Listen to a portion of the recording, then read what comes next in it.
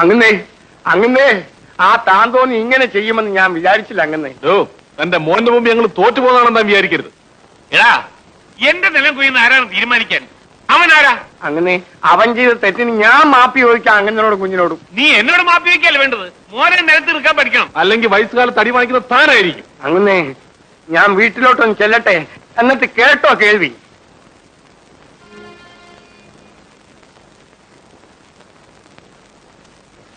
ബാലമുന്നേ, എന്താടി ഇന്നലത്തെ കക്കയുടെ കാശ് തന്നിട്ടില്ല. ഞാൻ കക്കാച്ചൂള ഇട്ടിരിക്കുന്നത് എന്റെ ഭാര്യ വീട്ടുകാർക്ക് വലിയ ആക്ഷേപമാണെന്ന് കേട്ടല്ലോ. ഓ, ഞാനൊന്നും കേട്ടില്ല. നീ അവരുടെ പാർട്ടിയല്ലേ? സത്യം പറ. പറഞ്ഞാൽ എന്താ, നല്ല തറവാട്ടി പറഞ്ഞ കുഞ്ഞ് എല്ലാം വിറ്റും പിടിച്ചിട്ട് ഈ ജോലി ചെന്ന് വല്ല കാര്യമുണ്ടോ? ജീവിക്കാൻ വേണ്ടി ഞാൻ ഏത് ജോലിയും ചെയ്യടി. ഓ, ചെയ്തൊരു ഭാര്യ ഉണ്ടായിരുന്നു, ഉപേക്ഷിച്ചല്ലോ. എടീ, ഭാര്യയല്ല എന്റെ തന്തയായാലും ശരി, എന്നോട് പിണങ്ങിയാൽ ഞാനും പിണങ്ങും. എന്നെ ആരും ഉപദേശിക്കാൻ വരണ്ട. നീ പോയി നിന്റെ ജോലി നോക്ക്.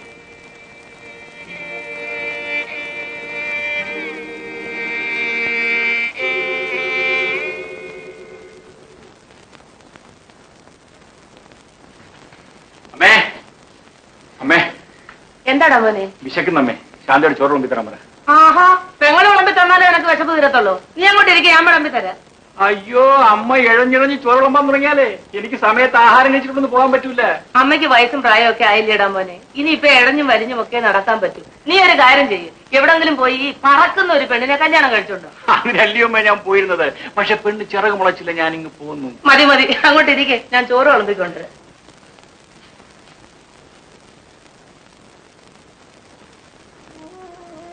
ചേട്ടാ,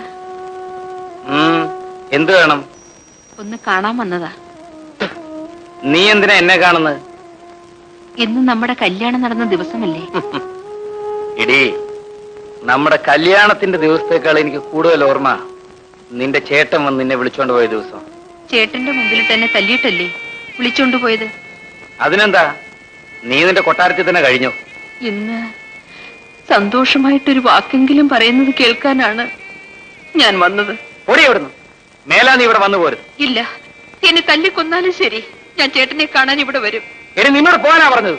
എന്റെ പൊന്നു ചേട്ടാ, ഞാൻ പറയുന്നു ഒന്ന് കേൾക്കൂ. നീ എന്റെ കയ്യിൽ നിന്ന് വാങ്ങിക്കും. ഓടി എവിടുന്നു? എടി, പോകാനാ പറഞ്ഞത്. ശാന്ത എവിടെ പോയമ്മേ? അവളെവിടം വരെ പോയി മോനെ? എവിടെ പോയെന്നാ ചോദിച്ചത്? ഇന്ന് ചിങ്ങമാസം 15 തീയതി. അതിന് 4 വർഷത്തിന് മുൻപ് ഇതേ ദിവസം ഈ വീട്ടിൽ എന്താണ് നടന്നതെന്ന് നിനക്ക് ഓർമ്മയുണ്ടോ? പിന്നെ ഓർമ്മയില്ലേ? ശാന്തയുടെ വിവാഹം. ബാലൻ അവളോട് പിണക്കമാണെങ്കിലും അവൾക്ക് ഇന്ന് അവനെ ഒന്ന് കാണണമെന്ന് തോന്നി. അതുകൊണ്ട് അവള് ചൂളയിലേക്ക് പോയിരിക്കും. അമ്മേ, അവൾ പോയതാണോ അതോ അമ്മ പറഞ്ഞയച്ചതാണോ? അവള് പോയതാണ്.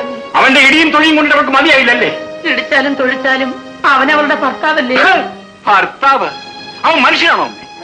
6 മാസം ഇവൾ അവനോട് സ്വയമായി ജീവിച്ചിട്ടുണ്ട്. പ്രാണഭയന്നില്ല അവൾ ഇങ്ങോട്ട് ഓടിപ്പോന്നത്. എന്നിട്ട് അവനെ കാണാൻ വേണ്ടി അങ്ങോട്ട് പോയിരിക്കുന്നു. മോനെ, നമ്മൾ എന്തൊക്കെ പറഞ്ഞാലും അവക്ക് ഇപ്പോഴും അവനോട് സ്നേഹമുണ്ട്. സ്നേഹിക്കാതിരിക്കാൻ പറ്റുമോ? തല്ലി പഠിപ്പിച്ചില്ലേ ഇങ്ങോട്ട് അയച്ചത്? അമ്മേ, അവൾ അവളുടെ ഇഷ്ടത്തിന് വെളിയിൽ പോയിരിക്കയില്ലേ അവനെ കാണാൻ? ഇനി തിരിച്ചു വന്നാൽ അതിനകത്ത് കയറ്റി പോകരുത്.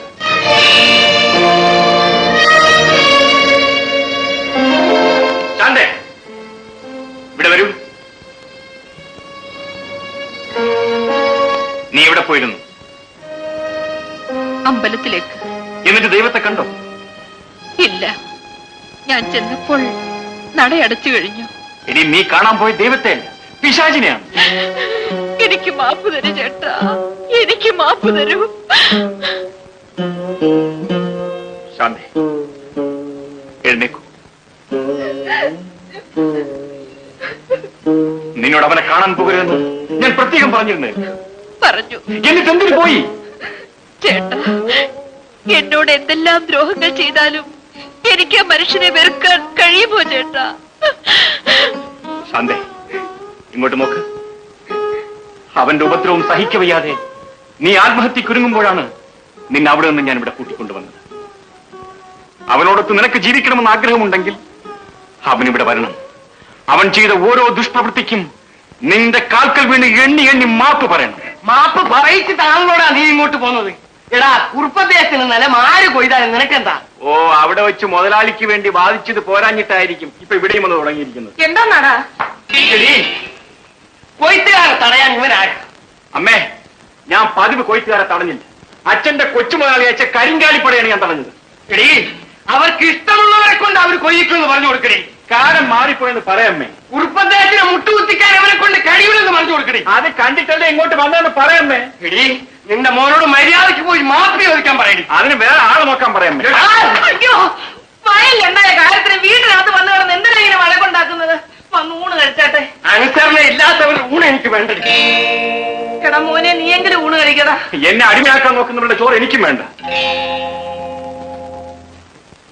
എന്റെ ഭഗവാനെ, ഇങ്ങനെ ഒരു അച്ഛനും മോനും ഉണ്ടോ?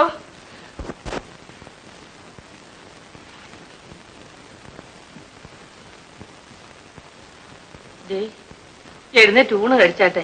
എനിക്ക് ഇവിടുത്തെ ഊണ് കഴിച്ചാൽ ദഹിക്കില്ല. എഴുന്നേറ്റ് വാ ചേട്ടാ. എനിക്കും ദഹനക്കേടാ. ഊണ് കഴിക്കാനേ വേണ്ടെന്നല്ലേ പറഞ്ഞത്? വാ ചേട്ടാ. എനിക്കൊന്നും വേണ്ടെന്ന് പറഞ്ഞില്ലേ? എന്നാലേ ഞങ്ങളൊന്നും കഴിക്കുന്നില്ല. പാടി ഇവിടെ എല്ലാരും കൂടെ ഈ വാതിൽ ഇങ്ങനെ കുത്തിയിരിക്കാം. അങ്ങനെ അങ്ങ് കുത്തിരിക്കണ്ട, ചോറ് വേണം പഠിക്കും. പാടാമണി, ചോറ് വേണ്ട. എന്റെ മോളുടെ കല്യാണാലയങ്ങൾക്ക് കൊച്ചൂർപ്പദ്ദേഹം വന്നത് മഹാഭാഗ്യാണ്. വരാതിരിക്കാൻ ഒക്കുവോ പാച്ചനായരെ? താൻ എത്രയോ സമ്പലസരമായിട്ട് എന്റെ കാര്യസ്ഥനായിട്ട് ജോലി നോക്കുക. ഒരു നയാ പൈസ ഇതുവരെ ശമ്പളവും വാങ്ങിച്ചു. ശമ്പളം ചോദിക്കാത്തത് മറ്റൊന്നും കൊണ്ടല്ലേ, എന്റെ മോൾക്കൊരു സംഗതി വരുമ്പോ കൊച്ചൂർപ്പദ്ദേഹം സഹായിക്കുമെന്ന വിശ്വാസം കൊണ്ടാണ്. തന്റെ മോക്ക് സംഗതി വന്നു എന്ന് ഞാൻ അറിഞ്ഞു, അതുകൊണ്ടല്ലേ ഓടി എത്തിയത്. ഈ കല്യാണം മംഗളമായി നടത്തേണ്ടത് എന്റെ ചുമതലയല്ലയോ? എന്റെ മോൻ കുട്ടനെ കിട്ടാൻ 1000 രൂപയും 5 പവന്റെ ആഭരണവും വേണം. അയ്യോ, എന്നെ കൊണ്ട് അതിനുള്ള നിവൃത്തിയില്ല. എങ്കിൽ പെണ്ണിനെ കേട്ടാ എനിക്ക് മനസ്സില്ല. പച്ചുള്ളേ, കുട്ടൻ വലിയ ഉറുപ്പിന്റെ വേലക്കാരനാ. കുട്ടനെ കിട്ടിയില്ലെങ്കിൽ അത് നഷ്ടമാണ്. എന്ന് വെച്ച് ഇല്ലാത്ത പണത്തിൽ ഞാനിവിടെ പോകാനാണ്. എത്ര രൂപ വേണ്ടത്? 1000 രൂപ. 2000 രൂപയുണ്ട്. അവിടുന്ന് എന്റെ കാണപ്പെട്ട് ദൈവമാണ്. ഈ ദൈവത്തിന്റെ കളി കാണാൻ പോകുന്നല്ലേ ഉള്ളൂ. അറിയാതെ. എന്നാ പെണ്ണിനെ കണ്ട് കല്യാണം നിശ്ചയിക്കാം. മോളെ, അവിടുന്ന് തന്നെ ഒന്ന് വിളിച്ചാട്ടെ. അയ്യോ, എന്താ പേര്? സാവിത്രി. സാവിത്രി, ഇങ്ങോട്ട് വരൂ.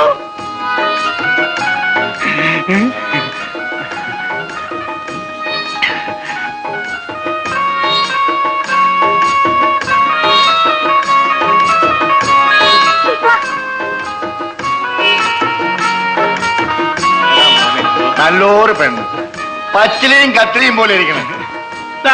രൂപ എടുത്തോണ്ട് തീയെ നിശ്ചയിച്ചു. ഇനി എന്തോന്ന് ഉറപ്പിക്കാനാ? അടുത്ത മുഹൂർത്തത്തിൽ കല്യാണം. ശരി, വാ. അപ്പൊ ഞാൻ പോട്ടെ. വാടാ. കൊച്ചങ്ങന്റെ സഹായം കൊണ്ട് ഒരു കല്യാണം ഉറച്ചു. അപ്പൊ സാവിത്രി കുട്ടി, പച്ചലയും കത്തിരിയും പോലെ കാര്യങ്ങൾ നടക്കും.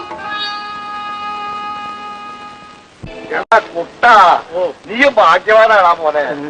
എനിക്ക് പെണ്ണിനെ കിട്ടിയില്ലേ, എനിക്ക് പണവും കിട്ടിയില്ലല്ലോ. അയ്യോ, പണം പണം.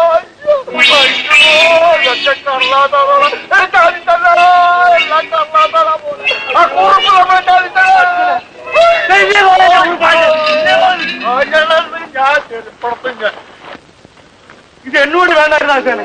എന്തു പറ്റി? ഇത് കണ്ടില്ലേ? അയ്യോ, ഇതിന്റെ മഷി പോയതായിരിക്കും. ഇപ്പോഴത്തെ നോട്ടുകളൊക്കെ ഇങ്ങനെ വെള്ളത്തിൽ വീണോ മഷിയും. അപ്പൊ ആ പെണ്ണിന്റെ മഷ പോയതായിരിക്കും. എനിക്ക് കല്യാണം വേണ്ട. വേണ്ട, തന്റെ കാശ് ഞാൻ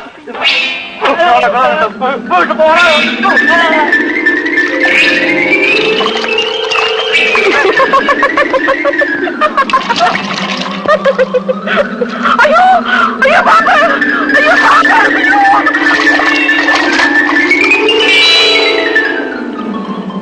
എന്നാലും നല്ല ആളാ.